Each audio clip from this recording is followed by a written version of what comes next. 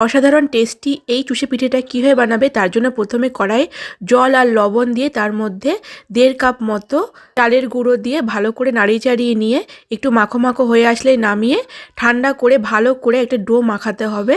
বেশ নরম নরম ডো মাখাতে হবে।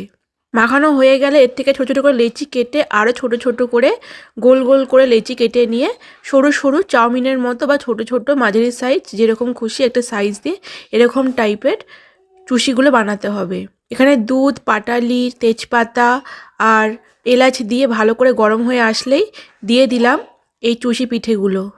দেওয়ার পর ভালো করে জাল দিতে হবে যতক্ষণ না দুধটা বেশ গাঢ় হয়ে মাখো মাখো হয়ে যাচ্ছে। এরকম হলে একদম নামিয়ে ঠান্ডা ঠান্ডা সার্ভ করুন অসাধারণ টেস্টি এই চুষি পিঠে বা চুষি ক্ষীর বা চুষি পায়েস। বাড়িতে অবশ্যই তৈরি করুন। কেমন লাগলো কমেন্টে জানান। ভালো লাগলে like, share, follow and subscribe করুন। দেখা হবে আবার নেক্সট ভিডিওতে অন্য কোনো রান্নার সাথে।